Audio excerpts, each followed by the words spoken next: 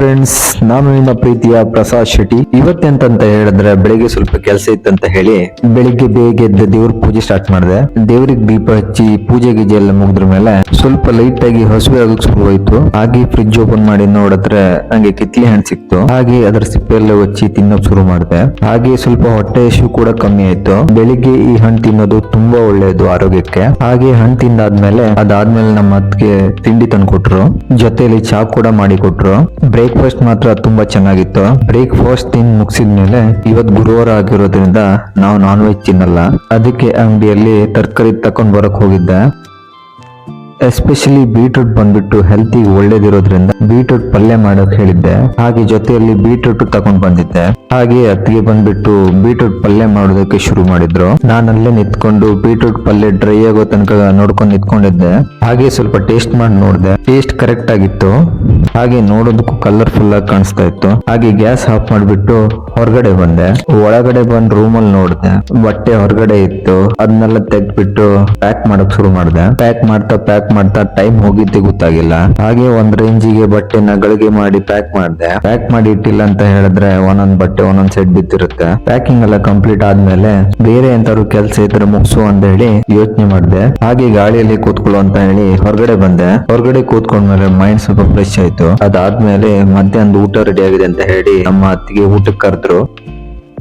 ನಮ್ಮ ಉಡುಪಿ, ಕುಂದಾಪುರ, ಮಂಗಳೂರು ಕಡೆ boiled rice ಜಾಸ್ತಿ ಯೂಸ್ ಮಾಡ್ತಾರೆ. ಬಾಯ್ಲ್ಡ್ ರೈಸ್ ಇಲ್ಲ ಅಂತ ಹೇಳಿದ್ರೆ ಊಟಕ್ಕೆ ಸೇರುದಿಲ್ಲ. ನಮ್ ಕಡೆ ಬಂದ್ಬಿಟ್ಟು ಮಧ್ಯಾಹ್ನ ಹೊತ್ತಿಗೆ ಜಾಸ್ತಿ ಬಂದ್ಬಿಟ್ಟು ಬಾಯ್ಲ್ಡ್ ರೈಸ್ ಗಂಜಿನೇ ಮಾಡ್ತಾರೆ. ಇದು ಆರೋಗ್ಯಕ್ಕೂ ಒಳ್ಳೇದು.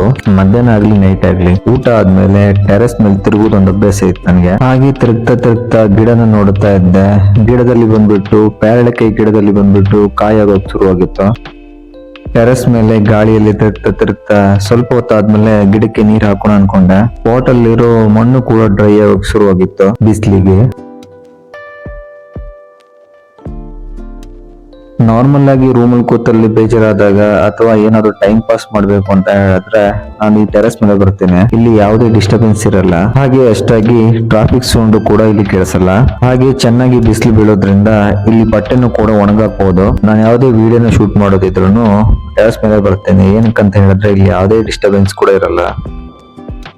ಈ ಪಾಟ್ ಅಲ್ಲಿ ಗಿಡ ಬೆಳೆಸೋದು ಅಷ್ಟು ಈಸಿ ಆಗಿಲ್ಲ. ಅವನ್ನ ನಾವು ಮೇಂಟೈನ್ ಮಾಡ್ಬೇಕಾಗತ್ತೆ.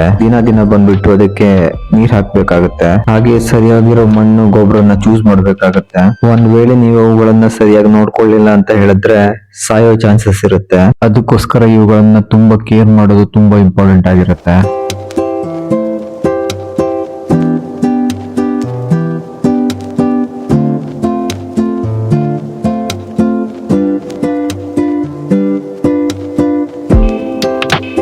ಹಾಗೆ ಮಾತಾಡ್ತಾ ಟೈಮ್ ಹೋಗಿದ್ದೆ ಗೊತ್ತಾಗಿಲ್ಲ. ಇವತ್ತಿನ ಬ್ಲಾಗ್ ಅನ್ನ ನಾನು ಇಲ್ಲೇ ಮುಗಿಸ್ತಾ ಇದ್ದೀನಿ. ನಿಮ್ಗೆ ಈ ವಿಡಿಯೋ ಇಷ್ಟ ಆಗಿದ್ರೆ ಲೈಕ್ ಮಾಡಿ, ಶೇರ್ ಮಾಡಿ, ಹಾಗೆ ಸಬ್ಸ್ಕ್ರೈಬ್ ಮಾಡೋದನ್ನ ಮರಿಬೇಡಿ. ನೀವು ಸಪೋರ್ಟ್ ಮಾಡಿದ್ರೆ ಮಾತ್ರ ನಾವು ಈ ತರದ ಹೆಚ್ಚೆಚ್ಚು ವಿಡಿಯೋನ ಮಾಡಬಹುದು. ನೀವು ನಂಗೆ ಸಪೋರ್ಟ್ ಮಾಡ್ತೀರಂತ ಆಶಿಸ್ತೀನಿ. ಧನ್ಯವಾದಗಳು.